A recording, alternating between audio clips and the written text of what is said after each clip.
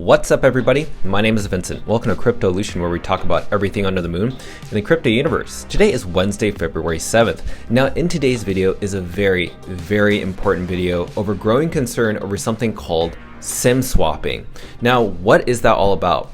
Well, SIM swapping is basically when a criminal, thief, or scammer decides that they're going to take your SIM card from your personal phone and trick a mobile company, which is your mobile service company, to switch that SIM card over to their phone. These people could be either overseas or in a totally different state, but basically they steal all your data and they get access to your crypto and possibly bank accounts as well. We're going to be talking to you about how this has affected current people, especially people that are well known within the space of cryptocurrency.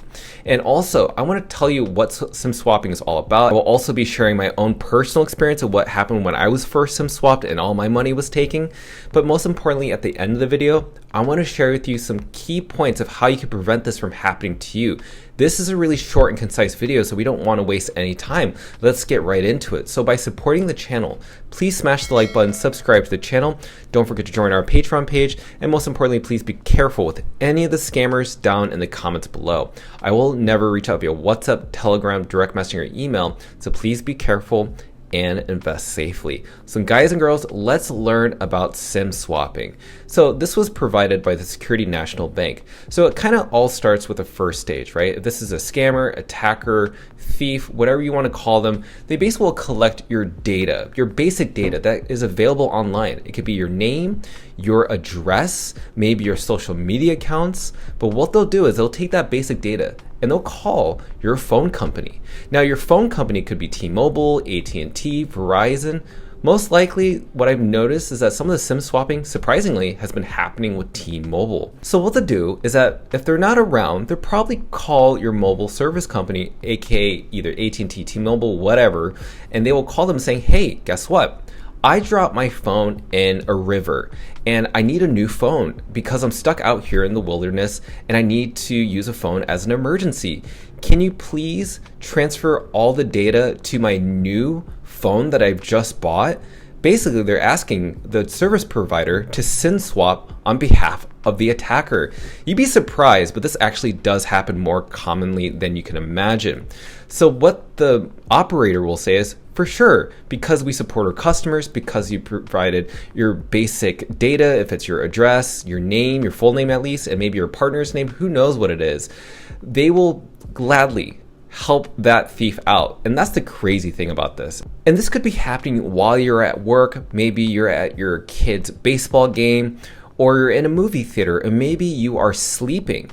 This could happen without a moment's notice. And what happens is, once that SIM swap happens, they now have access to your phone number.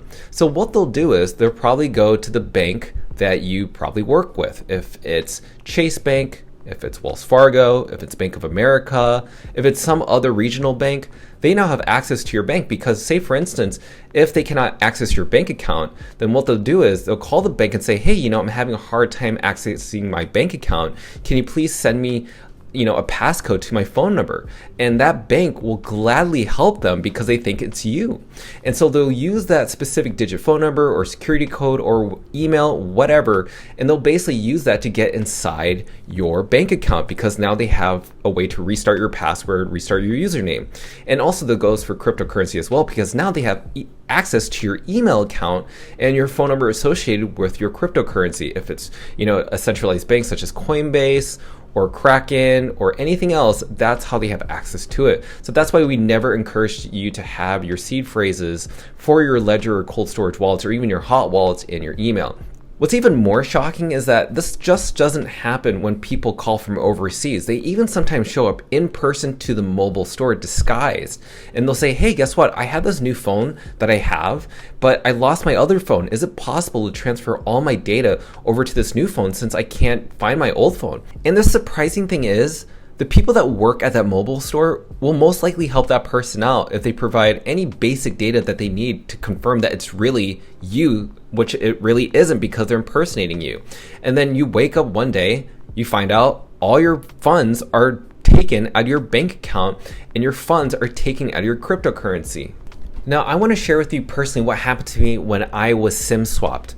I was traveling from one state to another Overnight, I woke up one day and in the morning, I found out that my phone was not working. And then I go to my email and I find out that my bank account was drained. I got all these notifications of my bank account not working and also that my card was not operable. So what I had to do, I had to try to figure it out. So I called my bank. They said, hey, it seems like you allowed this to happen. Then I called my phone company. My phone company said, that's really strange. It says here that you transferred your phone to another phone. And I said, no, I did not do that. I did not give any permission. I swear to life, this took over 2 to 3 days for it to be resolved. And come to find out, I was SIM swapped. So basically what the person did, the scammer, they reached out to my phone company, impersonated me, SIM swapped my card, and used my phone number on their new scammer phone and drained my bank account. And that's how it happened. And you think if it's just me, no, it's happened to other people as well. So say for instance, T-Mobile is now being sued because apparently scammers have been usually targeting couples, individuals, and getting access to their Coinbase account. So basically once they SIM swap your phone, they now have access to your bank account, which can lead to them having access to your Coinbase account as well. Because say for instance, if you lose your password on your Coinbase, well, guess what? They can now have access to your email, and those people can send themselves a backup password because they don't know the actual password to your Coinbase account. Using that new password, they can now send those funds to their new wallet. And the thing is, the reason Coinbase is being sued and T-Mobile is being sued is because they can't do anything about your money being stolen in cryptocurrency because they have no way to recover your assets.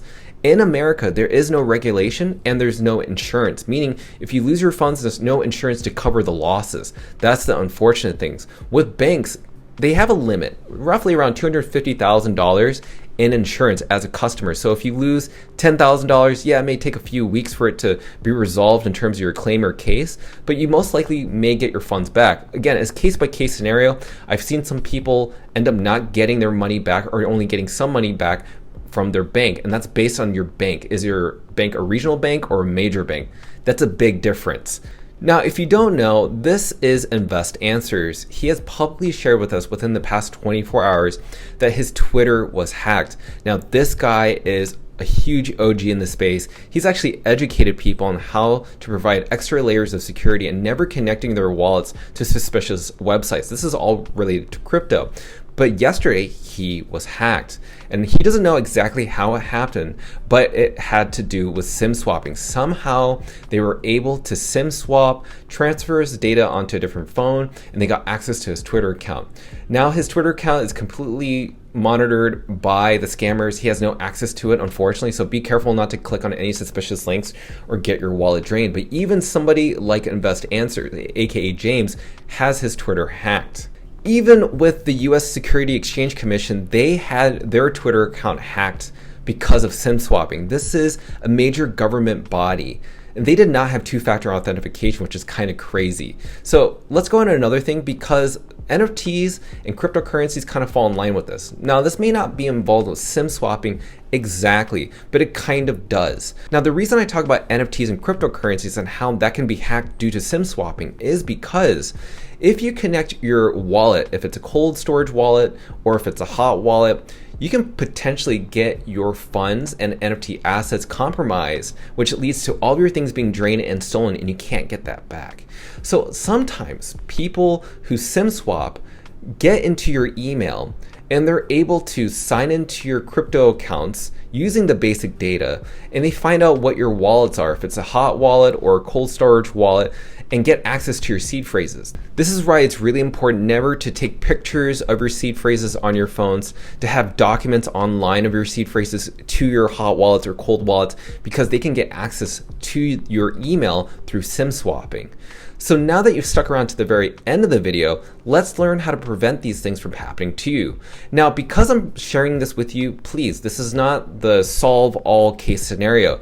This is just adding an extra layer of protection, but these hackers are really smart, so they can find other ways to do this. But this is a great way to understand how to do it for yourself. So what are the ways to avoid a SIM swap? Well, the number one thing you need to do, it all starts with how SIM swap starts. It all starts with your phone. That's how it all begins. So what you need to do, you need to call your mobile service provider. If it's AT&T, T-Mobile, if it's Mint Mobile, if it's anything else, call them right away.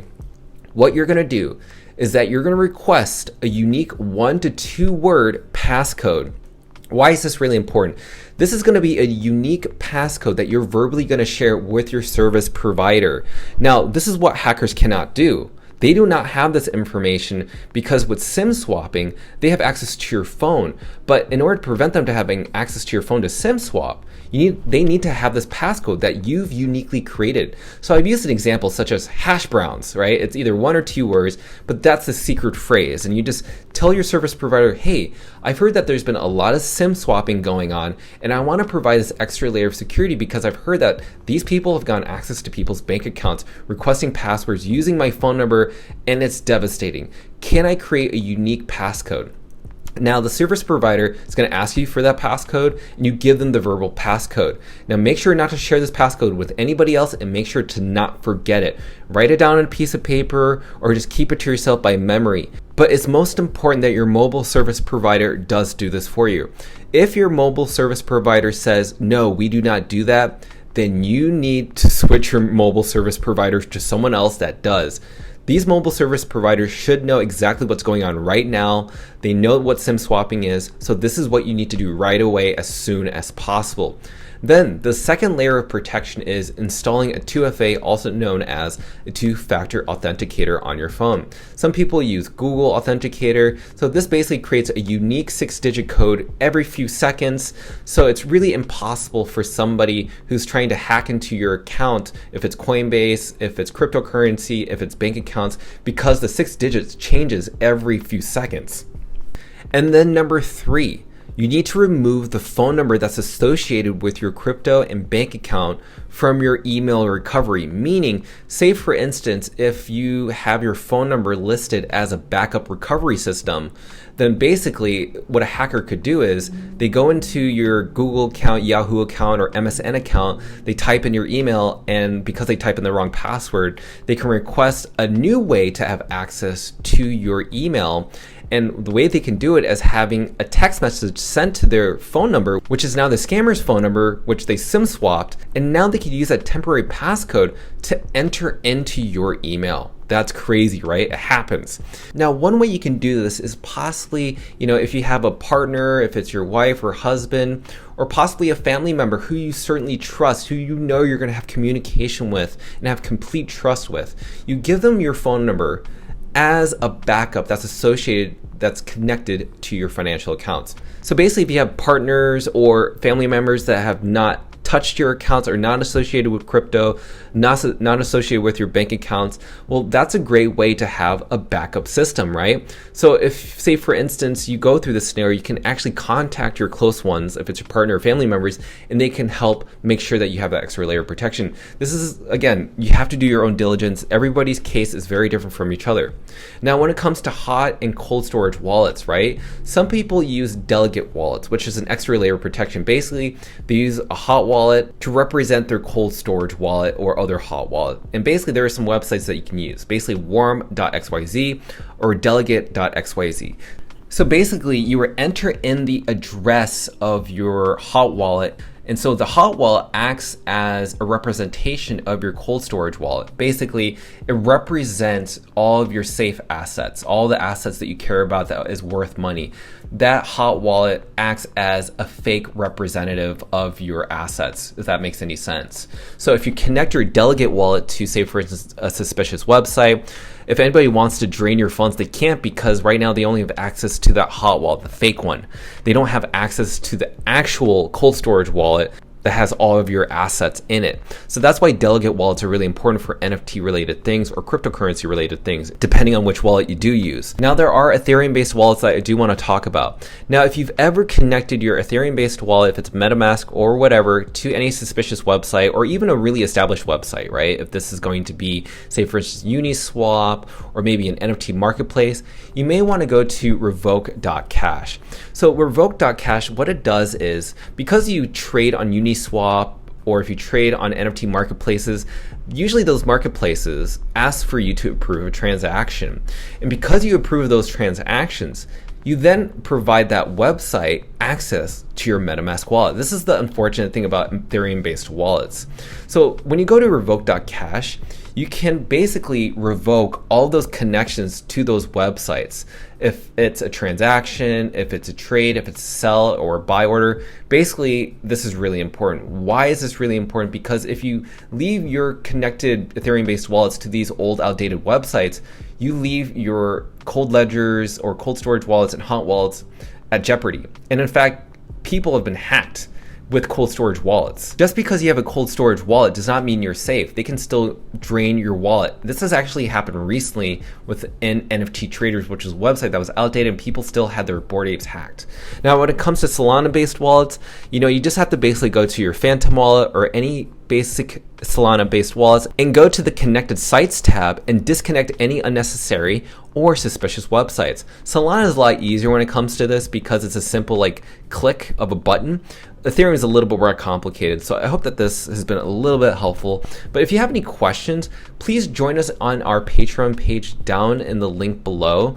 Basically, if you want to ask any specific questions to add any extra layer of protections, I will personally help you on our Patreon page step by step how to prevent yourself from having any of your crypto or banking assets stolen just because of a simple thing of a mobile company providing a SIM swap to the scammer or thief out there.